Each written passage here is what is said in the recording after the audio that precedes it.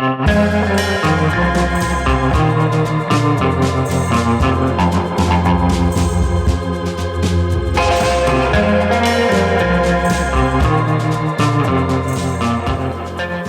Robinson here with Robinson Reconnaissance, and today we have another episode of Robinson Reviews. Today I'm going to focus on my off-grid power supply here at the off-grid treehouse cabin in the Rocky Mountains. I'm going to show you a little bit about the products I use to power my property here off-grid, and that includes a number of Goal Zero products here. Let's get to it.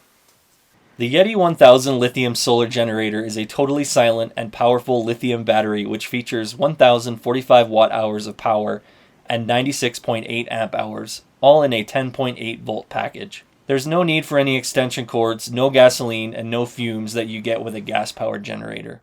The Yeti 1000 has a 1500 watt AC inverter, 4 USB ports, 2 AC outlets, and one 12 volt output. The middle display features a runtime recharge time estimator, as well as a battery level monitor and an output-input meter. The Yeti 1000 Lithium can provide power for all larger size power needs or multiple smaller devices. It can recharge a smartphone over 50 times, a camera over 165 times, and a tablet like an iPad over 37 times.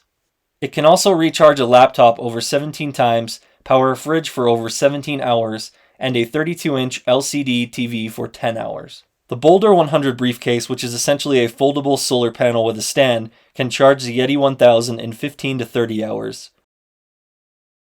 The more robust BOULDER 200 briefcase solar panel can charge it in 8 to 16 hours.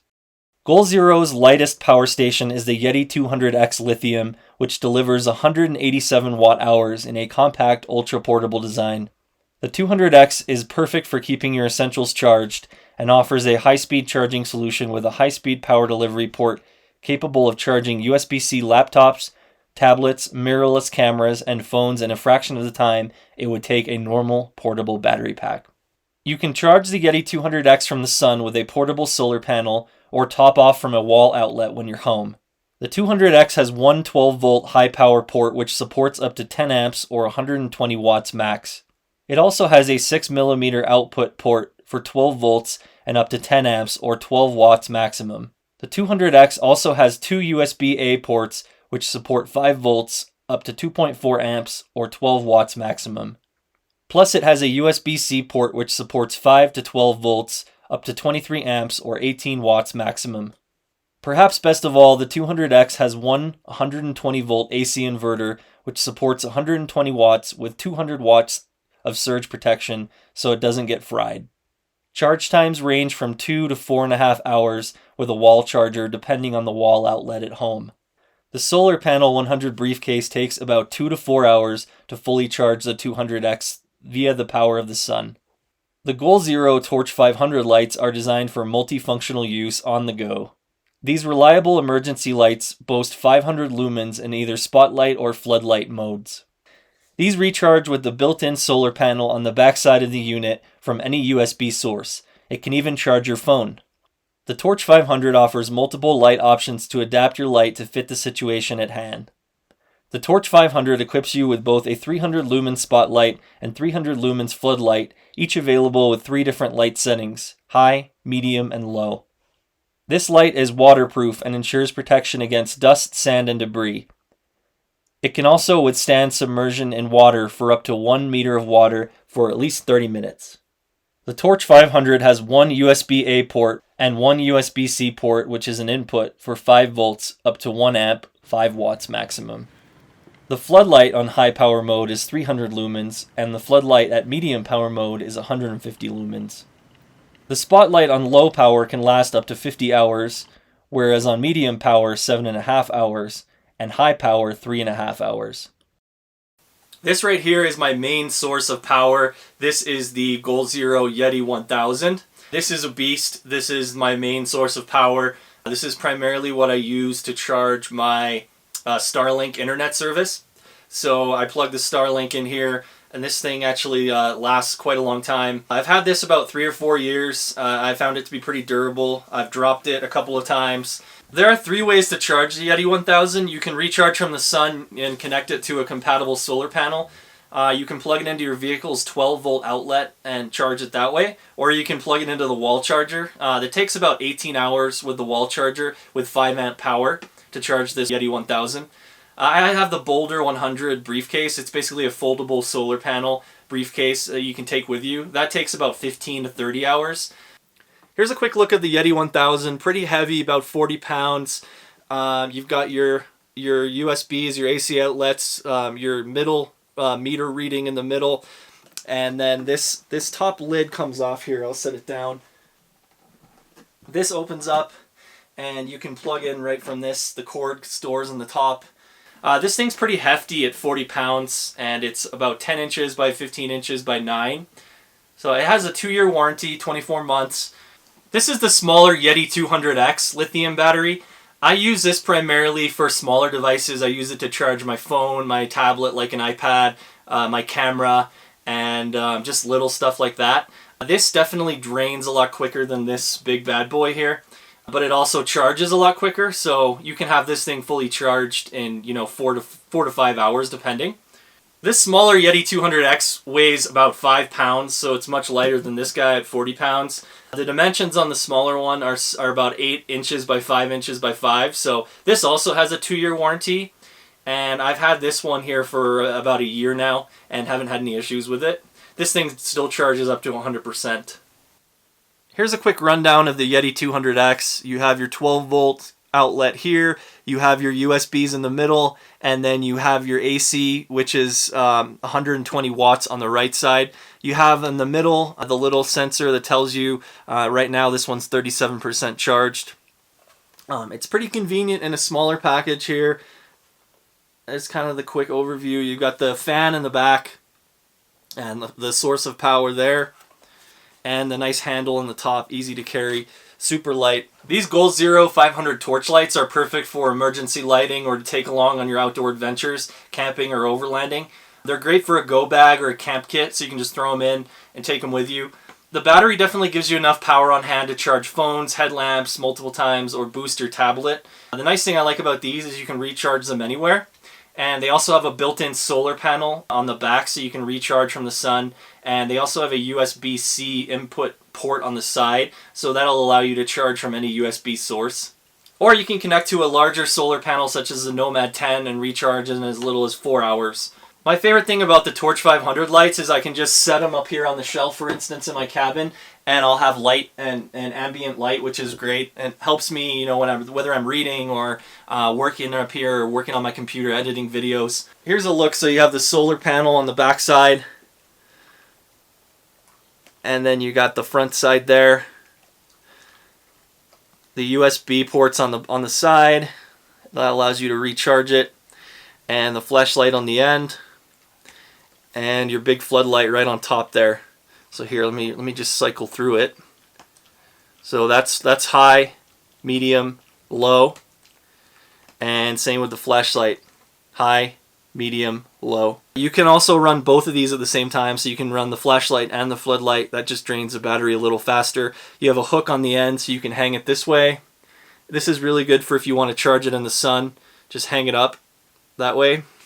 These Torch 500 lights run about $50, so they're not going to do too much damage on the wallet. They're pretty durable in my opinion. They have rubber around them. I've dropped these a couple times, and pretty sturdy, pretty solid. So it's basically like a portable battery. You can recharge this anywhere for the most part with the solar panel, or even plug it into a Goal Zero. Another lighting option I use from Goal Zero is the Crush light. So this thing has a solar panel on the top as well. It's just a little one there, so you can hang this out or just set it outside on a hill, and it'll get light from the sun. And the nice thing about these is they crush down into a small package, so you can take it with you, packed down, really super small and light. You can also charge these with the USB cable that's right here on the side, and they provide pretty solid light. These Goal Zero Crush lights are around $20 I think, so they're pretty minimal on cost, and they provide 3 different settings. So you got high, medium, low, and then you have the flicker, which is kind of like a candle mode. Provides a little ambient light for you. These pack down super small, really super skinny, so you can throw it in your bag and take it with you. Easy to go, easy to pack. You can charge it with a USB cord on the side, just plug it into your car, or actually plug it into your Goal Zero. It's a collapsible solar-powered lantern with 60 lumens of usable light on high and a 35-hour runtime on low. It collapses to just over ½ an inch for easy storage, and charge time for a USB source is about 2.5 hours for these crush lights. The built-in panel, if you put it out in the sun, it takes about 20 hours, so a little longer in the sun. Weighs about 3 ounces, so super light, super easy to take with you. About 5 inches by 5 inches by 4. These have a 2-year warranty as well. High power, it's 60 lumens, medium is 25 lumens, and low is 6 lumens. The runtime on high is about 3 hours for these guys, 6 hours on medium power, and 35 hours on low power. The positives with these Goal Zero products are they're completely silent for the most part and quiet, which is the 1000, the Yeti 1000. It's portable, it's got mobility, it's the convenience of being able to charge off-grid with solar. You can charge one while the other one's providing power and vice versa. I usually switch on and off between the two.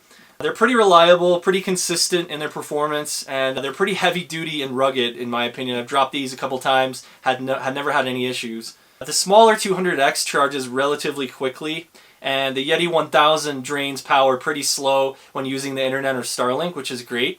Maybe I'd say about a percentage point every 5 to 10 minutes is what I've seen. The large Yeti 1000 takes a long time to charge from empty or low. It also loses a full charge over time, so it used to go to 100% capacity. Now the top capacity is only 91%, so it doesn't hold a full charge over time.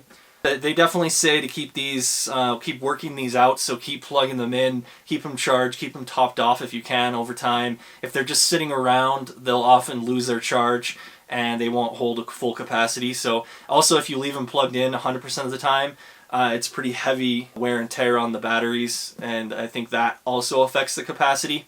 I think these things obviously have a lifespan, just like a car battery, so I don't think they're going to last forever, but that's the only issue I've had with this big one here.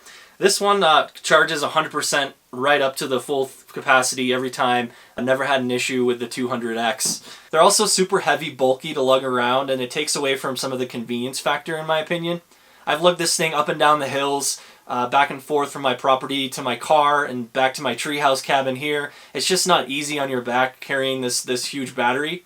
It's kind of like a car battery in that sense. They're also not as durable in extreme and cold temperatures. That's why it's definitely recommended that you keep them warm or don't allow them to get super cold because it will affect the performance. Both the Yeti 1000 and the 200X, they both have fans built in, so if they start overheating in the summer, you'll hear the fan kick on if it's under a heavy duress or heavy load. But that usually helps pretty quickly, and I just take it out of the sun or take it out of the heat and allow it to cool off a little bit. The smaller 200X is drained really quickly with high electrical demand, so it also becomes super loud and hums when I plug in the Starlink internet. So the internet takes this thing really down, really low, really quickly. For the Yeti 1000, the big one here, I've been considering building a housing or a casing to where I can store this inside, out of the elements, out of the rain, out of the snow, especially in the spring and summer, just so I can keep this thing constantly plugged into the solar panel. That way I have power on demand whenever I need it, and this thing stays charged 100% of the time. I'm only going to do that, I think, when I'm here because of the fire hazard. I don't think I'm going to leave it unmanned and just leave because of the fire. These are just a few of the Goal Zero products that I use. I'm definitely looking forward to trying out some different brands, and I'm definitely not married to Goal Zero by any means. I've just found Goal Zero works for me. They're easy to find. You can find them pretty much at any store, any big box store, whether it's Cabela's, Bass Pro, Sportsman's Warehouse, or Shields. The lights are minimal cost. These are obviously a little heavier cost, but they're kind of a long-term investment in my opinion, and I would definitely highly recommend Goal Zero products. This has been another episode of Robinson Reviews, focusing on these Goal Zero solar generators and solar lights. I appreciate you following and subscribing along to this channel at Robinson Reconnaissance on YouTube. Until next time, I'll continue broadcasting from way out here in the off-grid property in the Colorado Rocky Mountains. Peace out.